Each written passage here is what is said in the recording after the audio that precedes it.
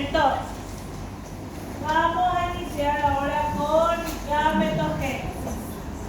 La gametogénesis, chicos, es la preparación que va a hacer nuestra célula para el proceso de fecundación.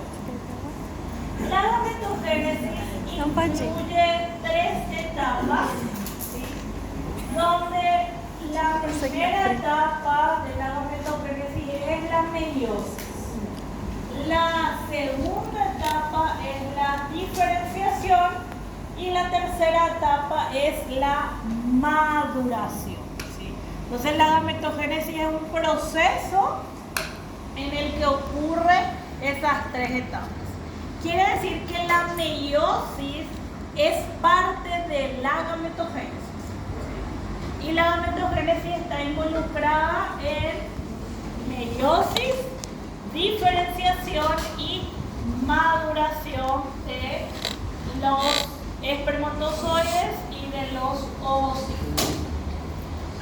Nosotros vamos a hablar que tanto la ovogénesis como la espermatogénesis son procesos que ocurren en las gónadas y que tienen como resultado final general células haploides.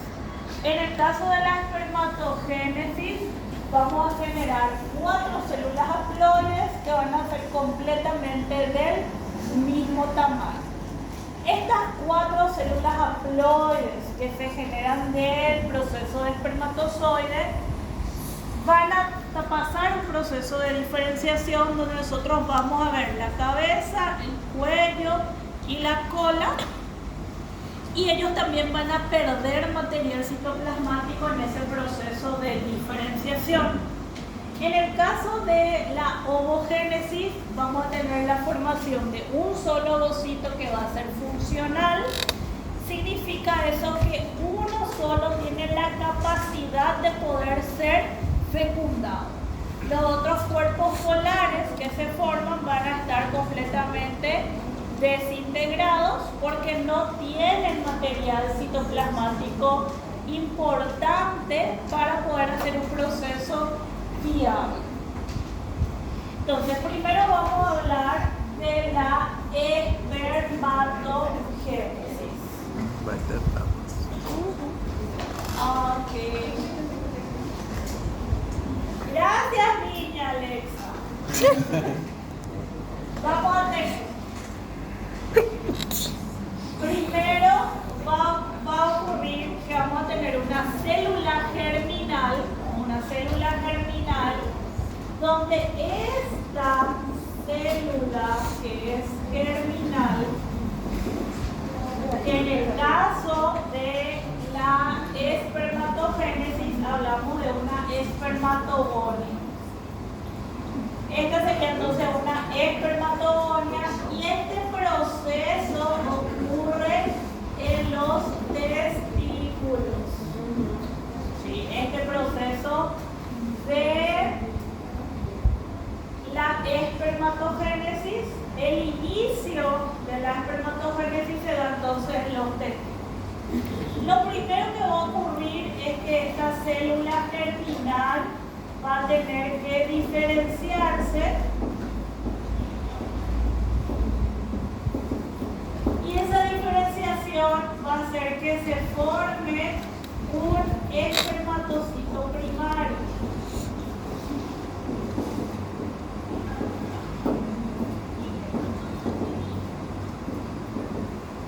Este espermatocito primario es el que va a ingresar a meiosis 1. Va a ingresar a meiosis 1, donde lo que nosotros vamos a obtener una vez que él ingresa a meiosis 1 van a ser 2 células que son conocidas como espermatocitos secundarios.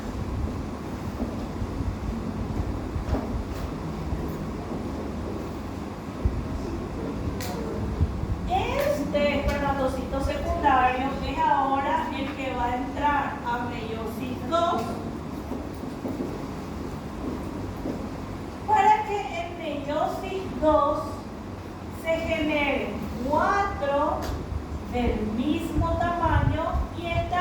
cuatro son las conocidas como espermátides.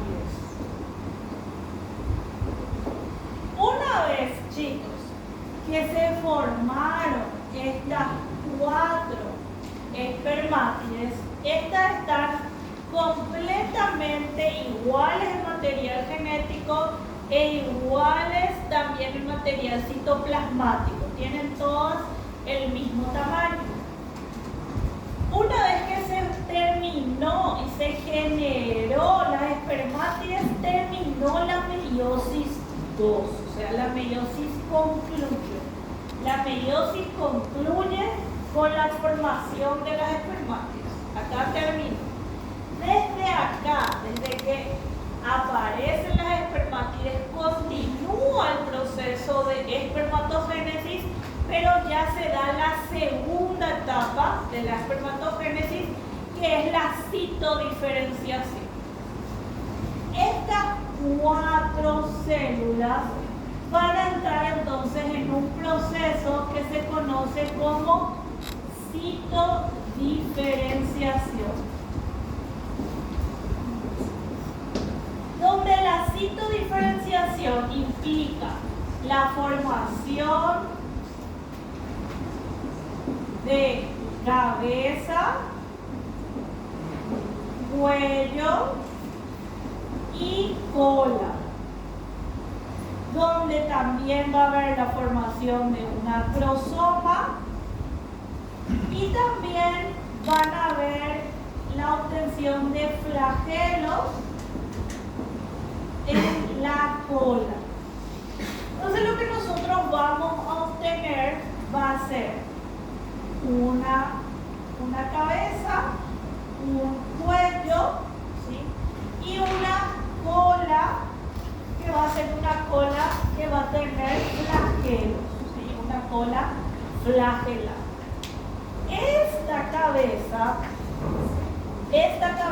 va a estar protegida y va a tener una estructura como una corona, donde esto es lo que se conoce como acrosoma. Este acrosoma contiene enzimas hidrolíticas.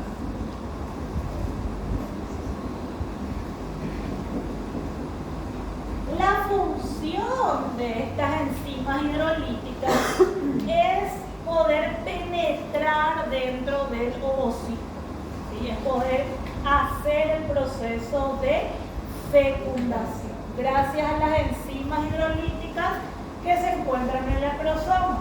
Porque si yo hablo de que son enzimas hidrolíticas, ellos lo que van a hacer es lisis de la membrana que cubre a mi ovocito para poder penetrar y juntarse el material genético y formar al cigoto. Esa es la función entonces del acrosoma. Chicos, hasta el proceso de citodiferenciación ocurre en los testículos. Una vez que se da esta citodiferenciación, estos espermatozoides son almacenados en el epididio.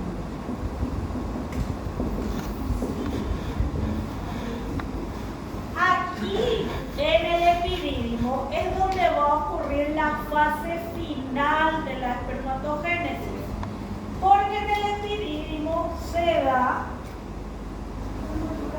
donde tenemos la cabeza, el cuello, la cola y los flagelos en el epidídimo es que van a empezar a tener movimiento. Y este movimiento que tiene la cola flagelada es lo que se conoce como maduración. ¿Sí? Entonces, el movimiento que se obtiene es conocido como la maduración de los espermatozoides. Entonces, la maduración se da en el epidídimo. Y es ahí donde concluye entonces el proceso de espermatogénesis. gametogênese. Uma célula germinal forma vários espermatozoides? Sí, Só porque esta célula germinal ocurre mitosis constante. Sí. Entonces, esta célula germinal, desde que el hombre nace hasta la pubertad, está haciendo mitosis. Entendi. Entonces, por eso es que en los hombres la edad es avanzada, o sea, él puede liberar el espermatozoide toda su vida. Porque esa célula germinal está constantemente reproduciendo. En cambio, nosotros las mujeres, nuestra célula germinal ya se diferencia en el periodo embrionario. ¿Puedo borrar esto?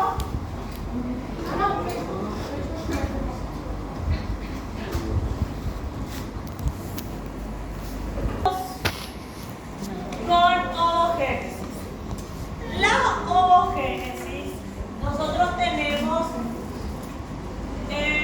las ovogonias. En el caso de nosotras las mujeres tenemos ovogonias. Ele já está tudo pronto, ela vai só colocar.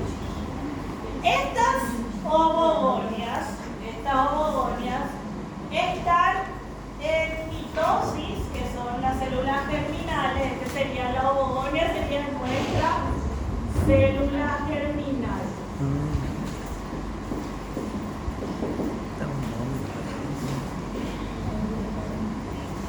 En este caso, estos ovogonios están produciéndose durante el primer y tercer mes de vida intrauterina, es donde está ocurriendo la mitosis de esas células germinales, entre el primer y tercer mes.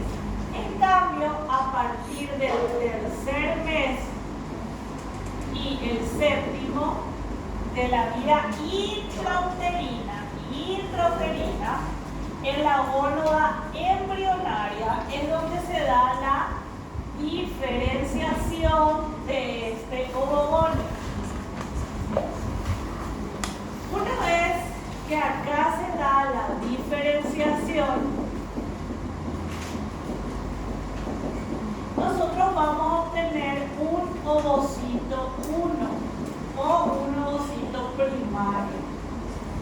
Este ovocito 1 es el que va a entrar al proceso de meiosis 1.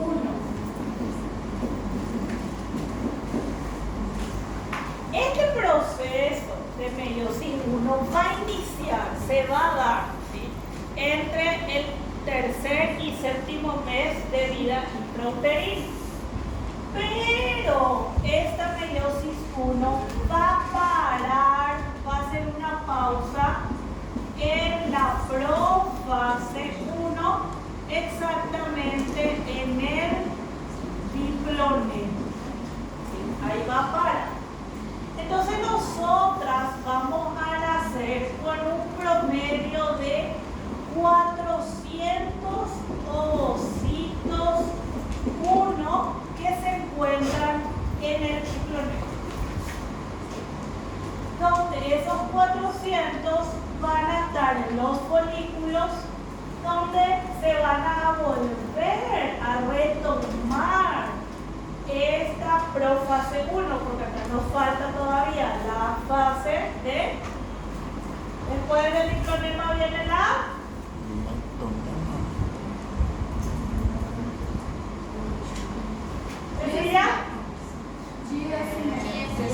diácisis. Entonces ahí se vuelve a retomar. Chicos, no hay una cantidad en que yo diga, sí, Eduardo, Ela para na diploema e se inicia quando de volta? en la puerta de cada ciclo menstrual. Ela vai voltar ao período de diacinese da própria. Sí, ella retoma en la diacinesis y esa diacinesis se retoma durante el primer ciclo menstrual. ¿Sí? O sea, cuando la primera vez que una mujer menstrua es porque ya ocurrió, se retomó este proceso. Obrigada. Común. folículos, nosotras tenemos folículos, chicos. No es que yo puedo decir, ay, en este folículo hay 200 y en este hay 200. Yo voy a tener un folículo más dominante que el otro, donde de uno van a salir la mayoría de las veces y otro va a tardar más en liberar. No es que de un mes va a salir desde el folículo derecho y el otro mes va a salir del folículo izquierdo, sino que uno va a ser más dominante sobre el otro. Por eso es que cuando las mujeres están llegando a una edad en donde ya es tal vez complicado el embarazo, se observa cuántos ovocitos más o menos hay en cada folículo. Entonces, se retoma en la profase 1 en el cloneo. Esto, como les decía, se va a retomar en la pubertad. Y también está muy vinculado con la parte hormonal. Y hace poco me comentó una pediatra de que se está viendo que las niñas cada vez empiezan mucho más temprano el ciclo menstrual por el hecho de los maquillajes. ¿Saben los maquillajes que se le compra a la nena y el otro? O sea, que eso es de mentira. Entonces los maquillajes, te está haciendo estudios que probablemente traen hormonas. Entonces por eso las niñas están empezando el ciclo menstrual mucho más rápido. Ahora podemos escuchar casos donde hay niñas entre 9 y 10 años que ya están menstruando. Y claramente hay diferentes factores.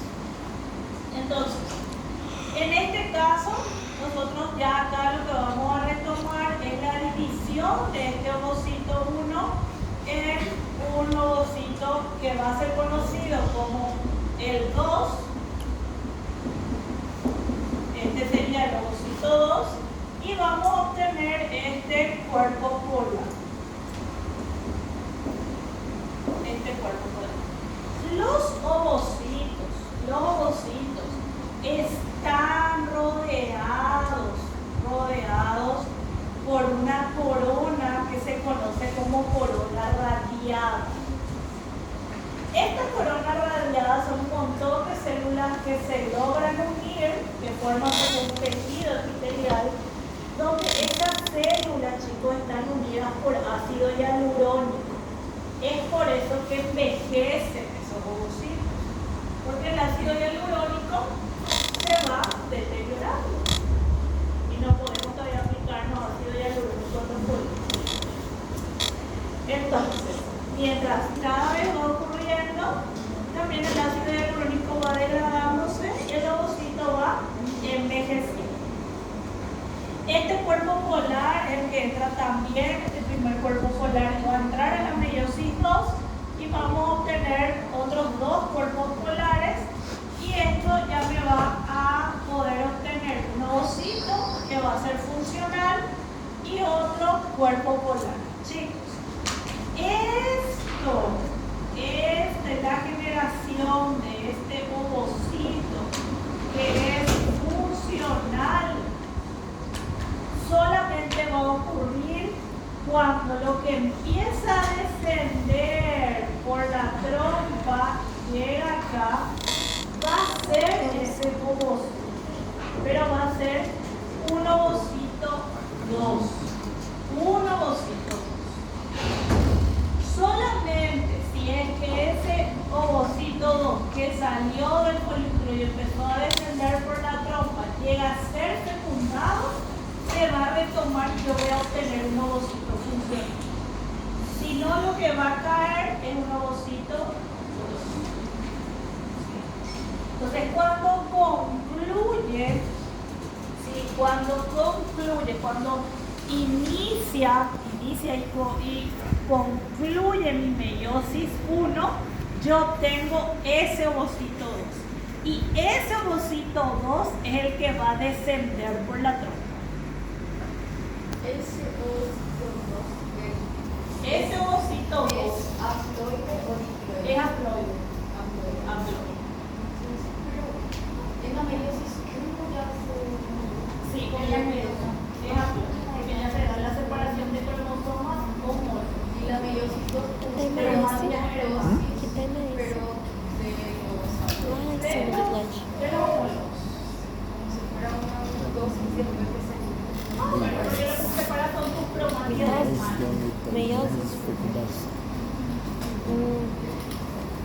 Entonces, cuando no hay fecundación, el ovocito 2 muere en la trompa de falopio. A la muerte del ovocito 2 es en la trompa de falopio. ¿Ah? Sí, él muere, se auto muere porque no, porque nadie le fecundó, entonces muere. Proteínas No tiene más nada que apoptóticas. hacer ahí. Entonces muere, sí. Ok. Ahora tenemos que empezar fecundación. Certeza? Deixa a prova só. Conteúdo, mas já tem 7 conteúdos. Alexita, café. Bueno, Alexa, vamos a stop. hablar de la fecundación, la penetración de la zona pelúcida y la función de los gametos. La fecundación ocurre en 10 eventos, son 10 pasos los que se tienen que dar para que ocurra el proceso de la fecundación. Y lo final de lo que se quiere en la fecundación es la fertilización del ovocito 2 por el espermatozoide. Sí. La fecundación, ya ustedes saben que se va a producir en el tercio externo de la trompa del falopio. Y aparte de eso, ya nosotros tenemos que saber, conocer, que este ovocito 2, como yo les mencioné, está protegido por una corona radiada. Esta corona radiada tiene ácido hialurónico, que es el que permite las uniones intercelulares que hay. Luego de esa corona radiada, nosotros hablamos de una zona que se conoce como una zona pelúcida, que sería esta parte azul. Luego de esa zona pelúcida vamos a tener nuestro citoplasma, que el citoplasma está rodeado por la membrana plasmática. Y luego tenemos el núcleo, en donde tenemos nuestro material genético.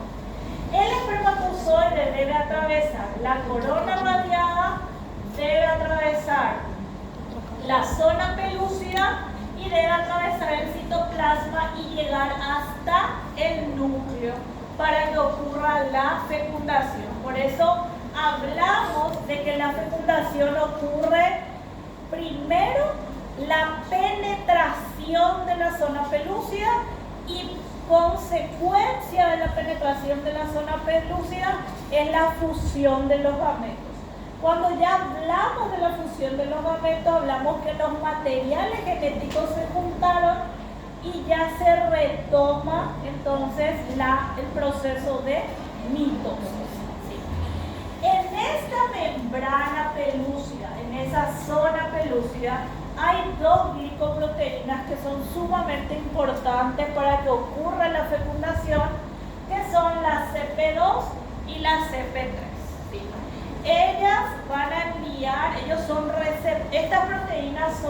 estas glicoproteínas, son como moléculas ligando que van a ser reconocidas por receptores del espermatozoide para que el espermatozoide sepa qué es lo que tiene que hacer, a dónde está llegando. Entonces, realmente el tracto femenino es el que le coordina al espermatozoide, porque el espermatozoide es liberado y él tiene que empezar a buscar el camino. Y el ovocito 2 es el que libera esas glicoproteínas. En el tracto femenino también hay moléculas que están siendo liberadas para que él sepa el trayecto que tiene que hacer, el camino que tiene que seguir. Entonces, para que el espermatozoide que está maduro, que nosotros sabemos que la maduración ocurrió en el epidídimo, que la maduración ocurrió ahí, este espermatozoide tiene que estar también capacitado. La capacitación del espermatozoide ocurre exclusivamente en el tracto femenino. Cuando está acá, y el espermatozoide empieza a subir, en este lugar es donde él es capacitado. Y esta capacitación ocurre por mecanismos que se conocen como mecanismos de hiperactivación. Porque acuérdense que varios espermatozoides son liberados, pero no todos van a llegar a fecundar a ese ovocito. Entonces, este proceso de hiperactivación lo que hace es darle movimientos a la cola que causan esa capacitación. La cola ya tiene movimiento en el epididimo, ya está madura, pero yo necesito que ella corra más fuerte, que esté hiperactiva. ¿Sí? Lo que yo hago es generarle una hiperactividad a esa cola a través de la capacitación. El mecanismo de hiperactivación ocurre a través de receptores acoplados a proteína G. Y exactamente la proteína que se va a activar va a ser la GS. Lo que va a ocurrir es que el receptor, vamos a tener lo que cuando este espermatozoide va subiendo por el tracto femenino, hay un factor que está acá en el tracto femenino que se conoce como factor capacitante. Está no tracto femenino. Este factor capacitante que sería nuestro ligando, va a ser reconocido por receptores acoplados a proteína G que se encuentran en la membrana y en la estructura de la cola. Porque la cola, la porción de la cola, es la que tiene que hiperactivarse y tener ese movimiento para poder subir. Prof, quando a senhora deu aquele exemplo do cromossoma, que a senhora fez um estudo que tinha um defeito no gene, o defeito era no fator capacitante ou nos receptores do espermatozoide? En los receptores del espermatozoide. Entendi. Entonces, acá está un receptor, ustedes ya saben que va a ser un receptor acoplado a proteína G. Exactamente acá va a haber GS. Otra cosa que va a ocurrir, que va a ser este factor capacitante, es también abrir canales de calcio. Por eso es que el calcio hace que haya una hiperactividad. ¿Sí? Entonces, estos canales de calcio van a empezar a invadir para darle mayor capacitación a ese espermatozoide. ¿Sí? Entonces, el factor capacitante va a abrir canales que van a ser canales de calcio del retículo endoplasmático, ¿sí? Para que ellos empiecen a salir y dar mayor movimiento. Una vez que GS es activada, va a generar AMP cíclico. Ustedes eso ya saben. Este AMP cíclico tiene la capacidad de activar a una quinasa A. ¿Sí? Y esta quinasa A es la que va a venir y va a activar a las dineínas. Chicos, ¿cómo se forman los flagelos? Los flagelos estaban formados por un acrosoma. Ese acrosoma tenía microtúbulos y los microtúbulos se unían a través de dineínas. Y las dineínas eran esos brazos que estaban así, ¿se acuerdan? Ah, eu lembro. A proteína motora. La dineína eran esos brazos amarillitos que salían y que hacían así, ¿de acuerdo? Sí. Vio uno, ¿ah? É a proteína Ustedes motora. hicieron el síndrome de Cartagena. Sí. Entonces ahí estaban las dineínas y yo tenía esta estructura y acá salían esos brazos, ¿de acuerdo? El microtúbulo y que acá salía y así. Entonces, lo que va a activar y va a hacer los procesos de fosforilación a través de la quinasa A es activar a las dineínas y fosforilar a esas dineínas para que ellas empiecen a Movimentar. moverse. Entonces, eso es el hiperactividad de la cola del espermatozoide. ¿Sí? Hiperactividad de la cola del espermatozoide. Acá, esta.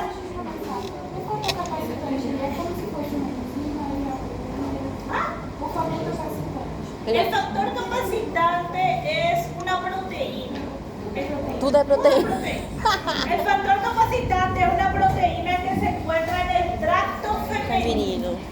Chicos, atiendan. Eso yo pregunto mucho en el examen. Entonces, ela não vai ¿Cómo perguntar. ocurre cada proceso de la espermatogénesis, cada proceso vinculado Eu sei onde ocorre a fecundação. espermatozoide sea Tá bom, né? capaz. Já tá bom. ¿Verdad, Ícaro?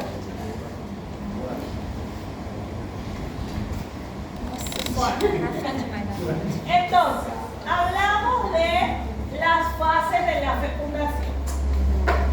La fecundación ocurre en 10 fases. La primera, ya vamos a ir hablando de cada una de ellas, es la penetración de la corona radiada. Esta penetración de la corona radiada llegan un montón de espermatozoides, chicos. Un montón de espermatozoides van a llegar, no solamente uno, van a llegar varios espermatozoides a rodear esa corona radiada. La hiperactividad, el hecho de la hiperactivación de los espermatozoides es lo que va a impulsar que ellos puedan subir y rodear esa corona radiada. Y lo que llega a hacer contacto con esa corona radiada es el acrosoma de los espermatozoides.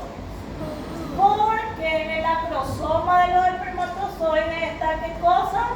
Enzimas hidrolíticas, está en el acrosoma del espermatozoide. Y ahí tienen las enzimas que van a digerir al ácido hialurónico que rodea esa corona radiada y va a avanzar el espermatozoide más apto. Chicos, no es que solamente un espermatozoide va a destruir la corona radiada. Varios espermatozoides van a trabajar juntos. Hasta ahí ellos todos se quieren. Hasta ahí todos están haciendo el sacrificio juntos.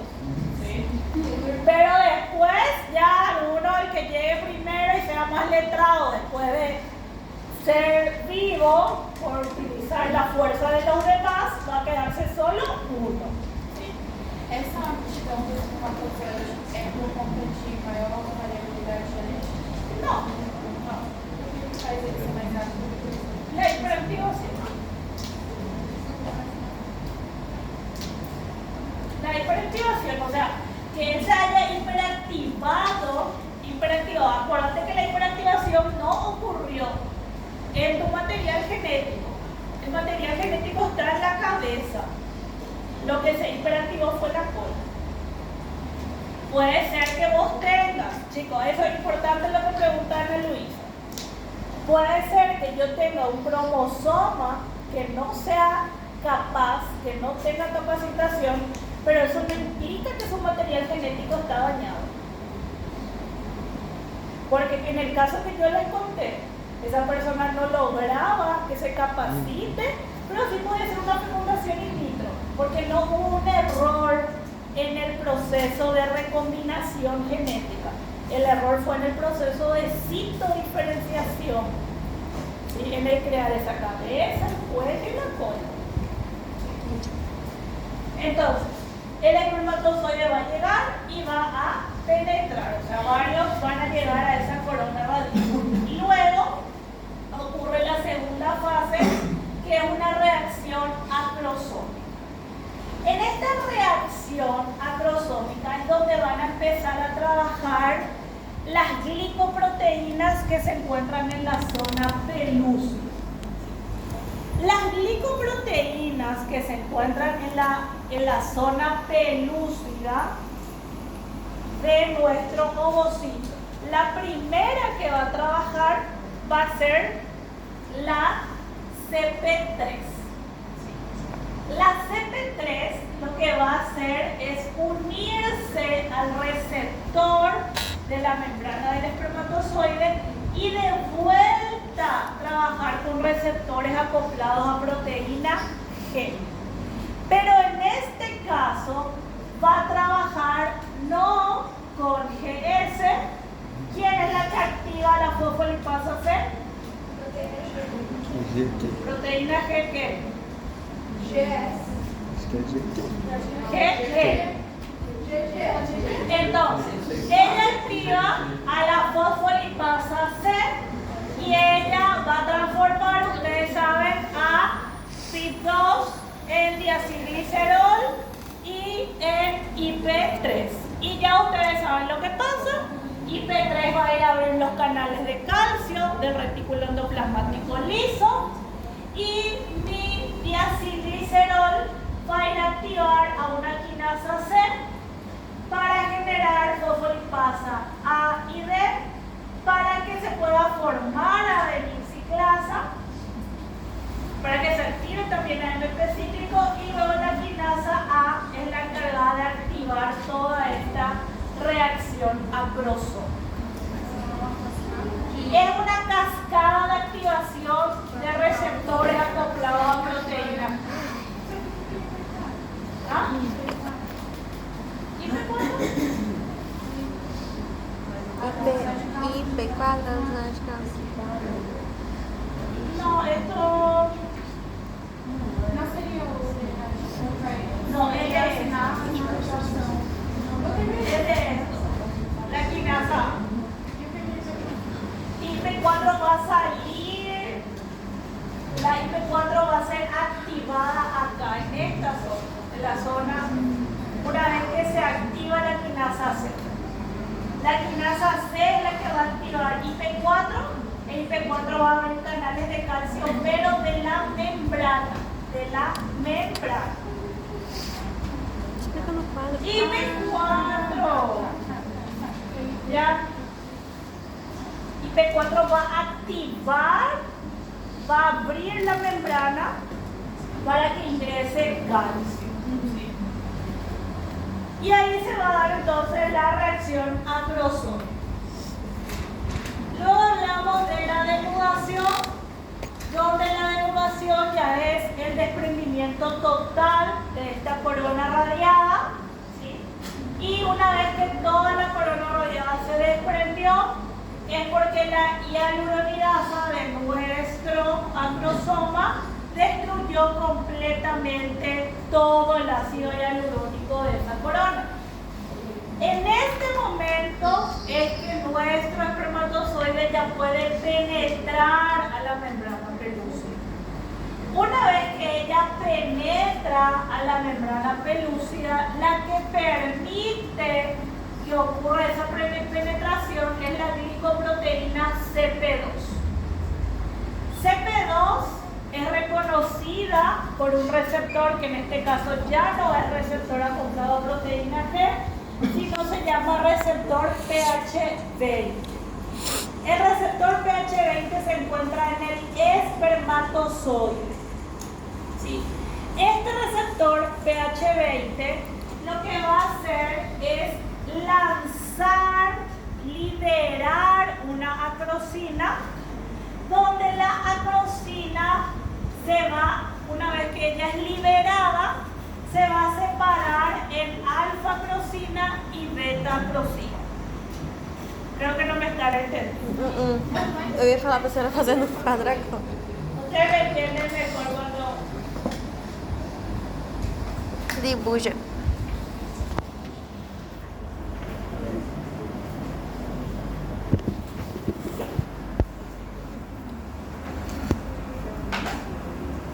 ¿Pueden prender, por favor? Nosotros tenemos acá nuestro ovocito. Todo este ovocito dijimos que está formado, rodeado por esa corona radiada. Que la corona radiada es ácido hialurónico, o sea, está unido esas células por ácido hialurónico. El espermatozoide que está llegando está llegando, tiene una cobertura que se llama acrosoma. Este acrosoma tiene dos enzimas hidrolíticas. Una enzima hidrolítica que se llama hialuronidasa y otra enzima hidrolítica que se llama acrosina. De acá sale la acrosina. Acá nosotros tenemos en esta zona, que sería la zona pelúcida, esta zona pelúcida, dijimos que tenemos a CP2 y a CP3. Y CP3 actúa en el proceso de reacción acrosómica,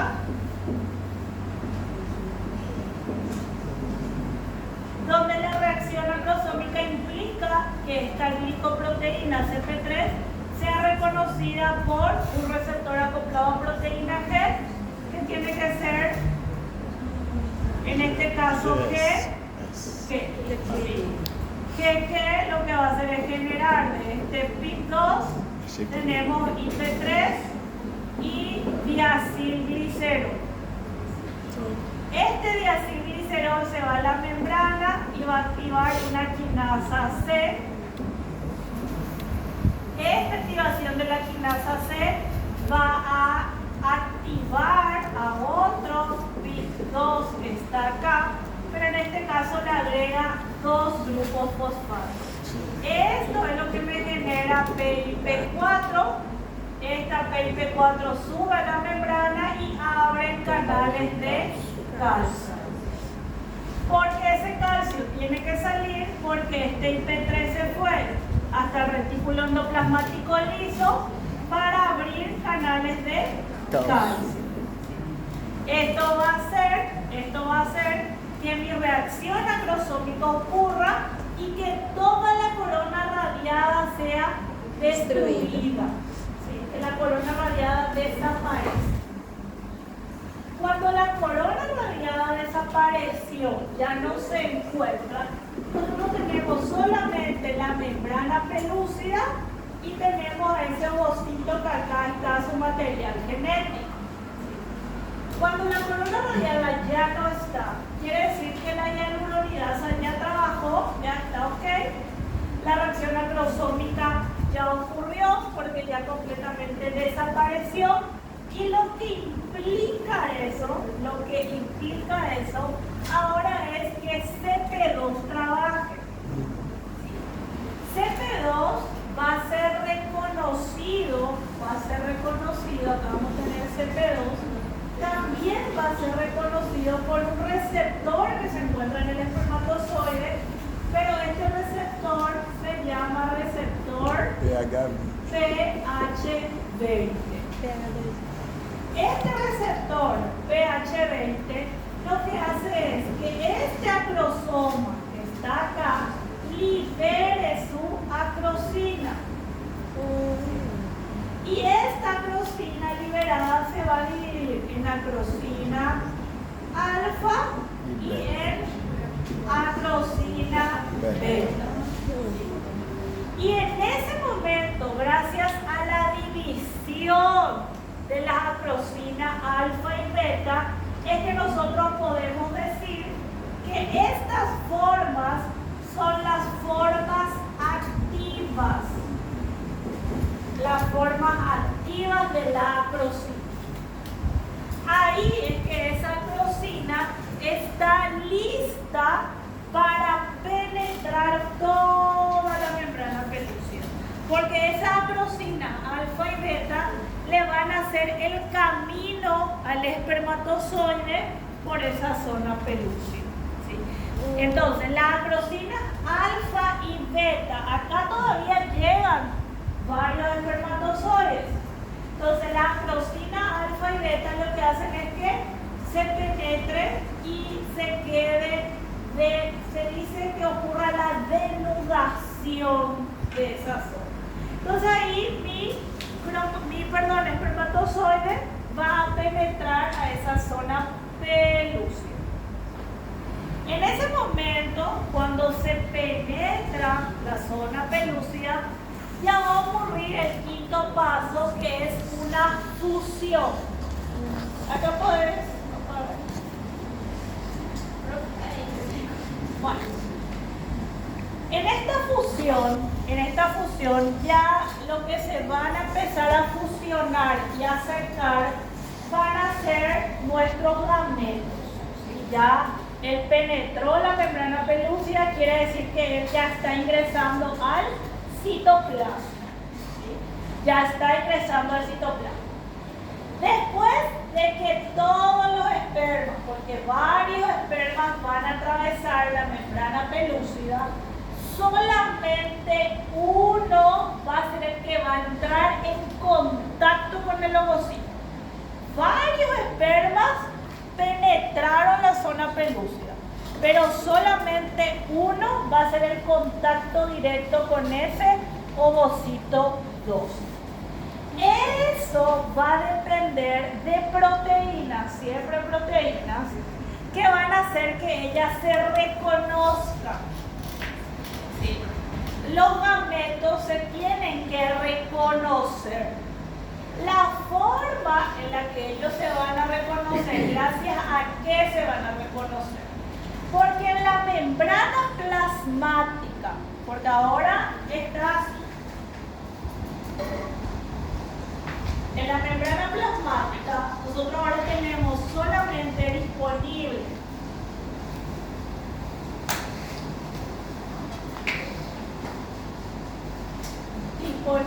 en la membrana plasmática, tenemos la membrana plasmática completamente expuesta ya de este ovocito 2. También el espermatozoide ya no tiene su acrosoma. Ya solamente porque el acrosoma ya se liberó. Primero se liberó la hialuronidasa y después se liberó la acrosina. Entonces acrosoma ya no hay, porque el acrosoma está formado exclusivamente de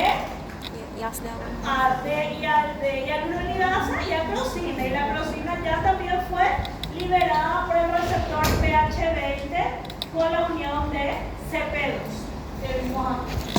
Entonces acá las membranas plasmáticas del ovocito 2 y la membrana plasmática de la cabeza del espermatozoide ya están unidas, ya están juntas. Y yo tengo varios espermatozoides que están pegados a él, pero solamente uno es el que va a hacer el contacto con el citoplasma y hacer contacto con el núcleo del ovocito. El que va a hacer contacto va a ser el que primero va a reconocer el ovocito. El ovocito va a decidir, él va a reconocer. Y eso va a ocurrir gracias a una proteína que se llama IZUMO, que se encuentra en el macho. Y otra proteína que se llama JUNO, que se encuentra en la hembra. Estas dos proteínas son las que se van a encontrar. Estas son las proteínas que se van a encontrar. Gracias a que esas proteínas se reconocen, es que el espermatozoide va a seguir avanzando. Y se va a establecer de que el esperma ingrese al interior y siga e invada ya ahora el material citoplasmático. No caso, só de espermatozoide que vai reagir. Solo se reconoce una proteína IZUMO de ese espermatozoide. Os outros não têm. Os outros têm, Los só que otros não. tienen, pero es el primero que se reconoce. Entendi. ¿Sí? Los otros tienen, pero es el primero. Una vez que ingresa el esperma, él ingresa en un orden. ¿Sí? Él no es que ingresa todo, realmente ingresa la parte posterior, ingresa el cuello, ingresa la cola. ¿Sí? Cuando él va ingresando, él lo que quiere es, a medida que va ingresando, llegar hasta el núcleo. ¿Sí? Eso es lo que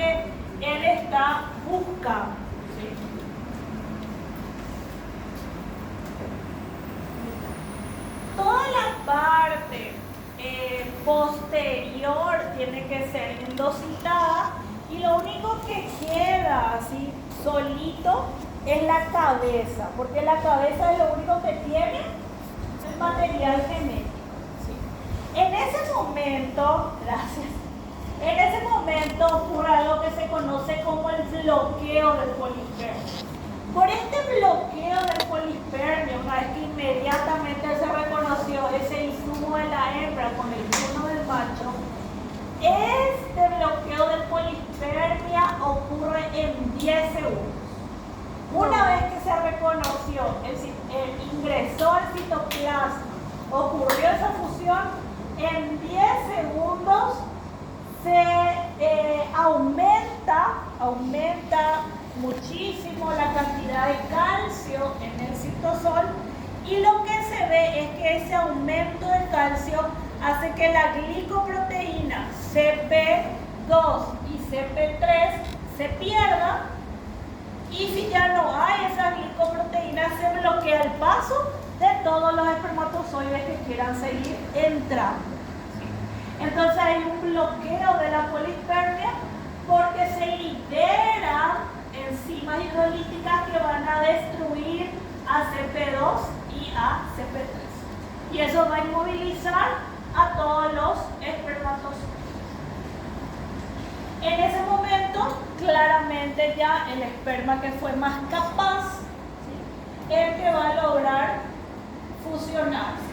En este momento recién, chicos, es acá, ¿verdad? Llega, se queda ahí, pero él no puede, él entró a la porción citoplasmática y su cabeza se queda acá, él va a estar así.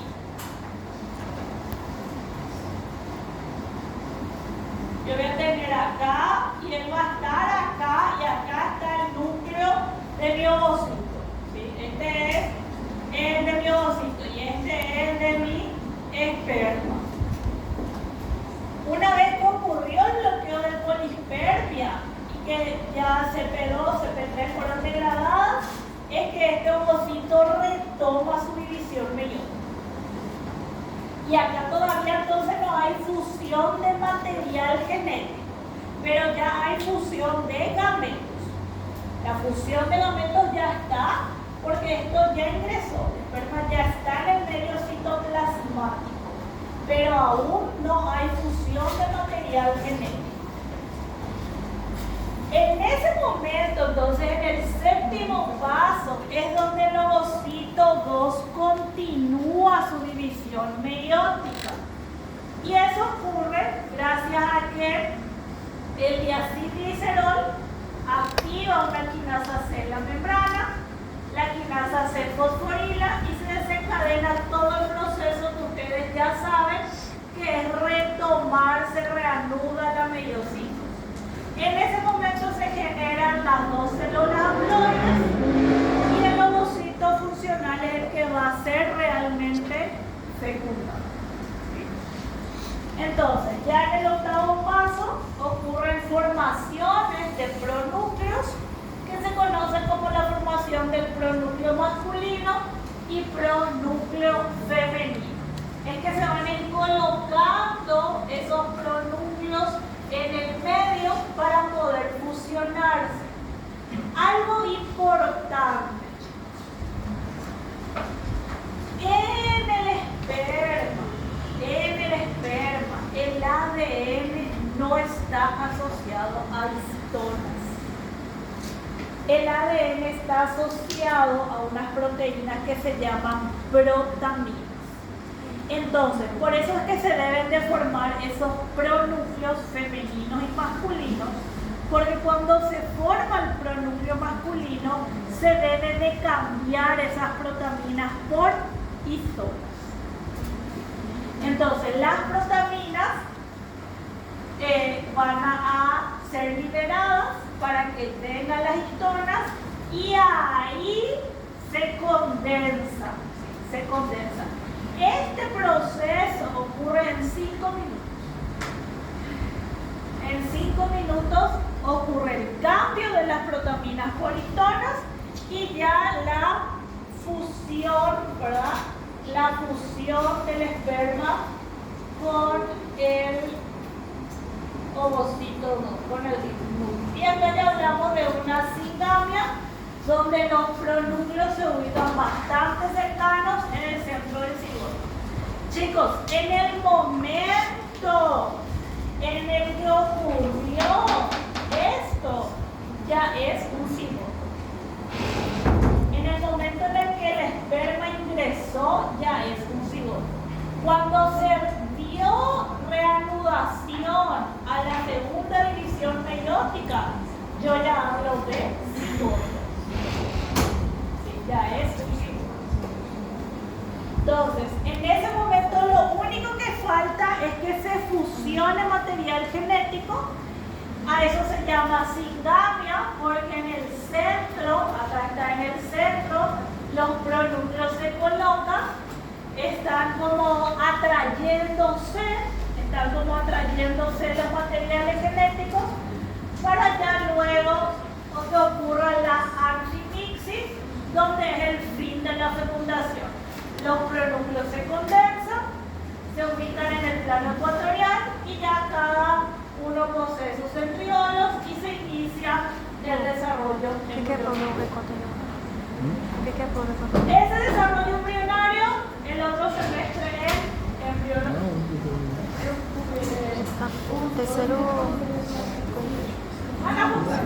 Van a fusionarse y ahí ya empieza la división. Chicos, si yo tengo dos pronúcleos, cada pronúcleo tiene su centriolo. Entonces ya no hay necesidad de que se retome la duplicación del centrosoma. Ya se unió y ya empieza directamente la división. Acá ya empieza la división. ¿Sí? Ya empieza